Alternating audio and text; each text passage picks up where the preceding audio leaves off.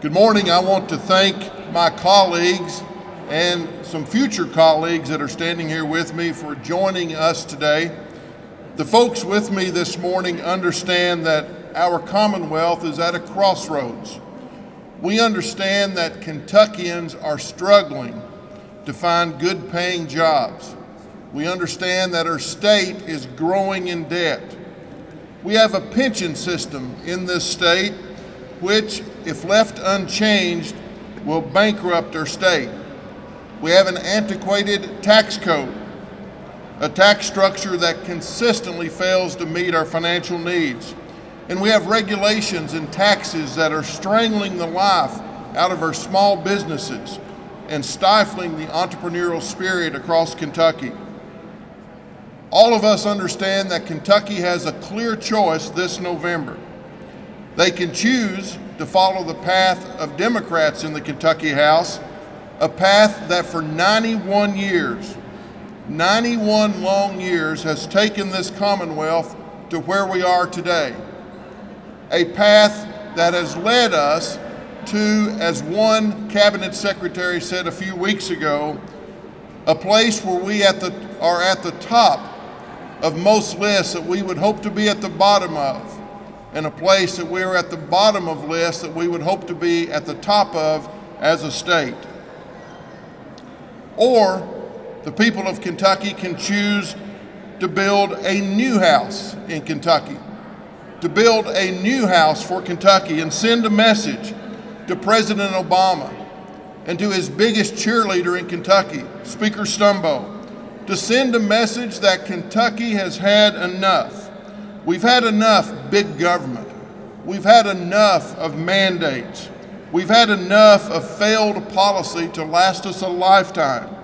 Kentuckians have the opportunity to join us this November and preserve the best part of our past while also building a bright future through a better and a new house in Kentucky. Our ability to leave our children and our grandchildren a state with a renewed vision for the future requires us to build a new house in Kentucky. And in that new house, led by Republicans, I can assure you, and I can assure the people of Kentucky, that when they are told a bill will be voted on, a vote will be held. Never again should the integrity of the House of Representatives of the Commonwealth of Kentucky be compromised as it was during the 2012 session, when the actions of Democrat leaders led the Catholic Conference of Kentucky to issue a newsletter under the heading "Session Marred by Broken Promises." Failure of House Democrat leaders to keep a simple promise is an embarrassment for all Kentuckians, regardless of political party. We need House leaders who can be trusted to say what they mean and do what they say. The time for pandering and procrastination on taking on these tough issues has long since passed, and the time for action is now. And as a group, we are dedicated, we are prepared and ready to tackle these issues. We know that we need pension reform in this state. We need tax modernization. We need a streamlined and more transparent state government. And we need an end to the ever-increasing overreach of government into our lives. We need to build a new house in Kentucky.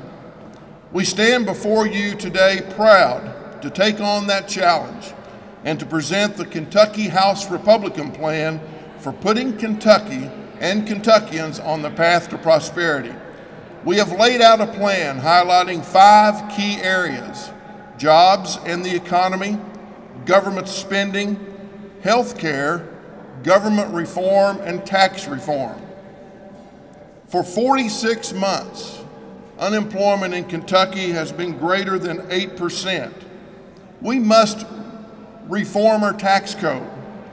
We must end the Democrat war on coal that is stifling jobs, causing families and workers to be laid off.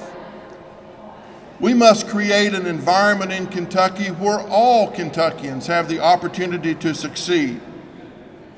In the area of government spending, we recognize that as legislators, we have to lead by example in that area. We recognize that our pension system is a problem, the fourth worst public pension system in the nation, a pension system with unfunded liabilities, depending on which report you read, from $23 billion to $30 billion. It's a pension system that we cannot sustain. It will bankrupt this state in the next few years if action is not taken. And we know that we must lead by example. We must lead by example in the legislative pension area. There are several different proposals out there. Representative David Floyd has a proposal.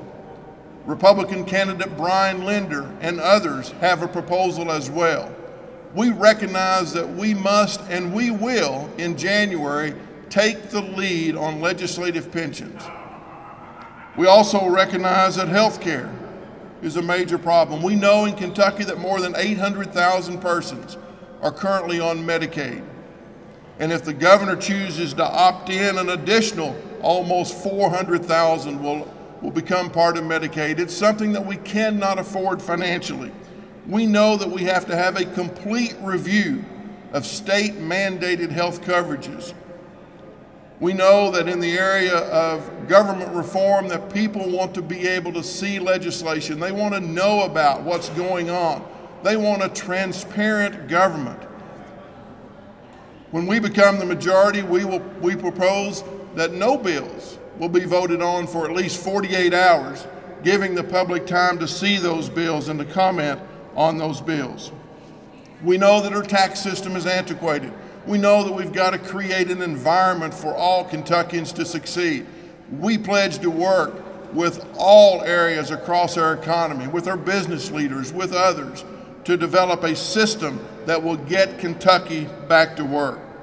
Our success and the success of this Commonwealth rest in the hands of the people of Kentucky. And it's our hope today that they will join us in our efforts to restore confidence, to restore trust and integrity in state government. You may view our plan at KentuckyHouseAgenda.com.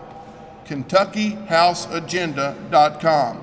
Feel free to visit our website, share your thoughts, your comments, your ideas, because together, and it will take all of us, but together we can build a new house in Kentucky for a better Kentucky, not just for our children, but our grandchildren and others.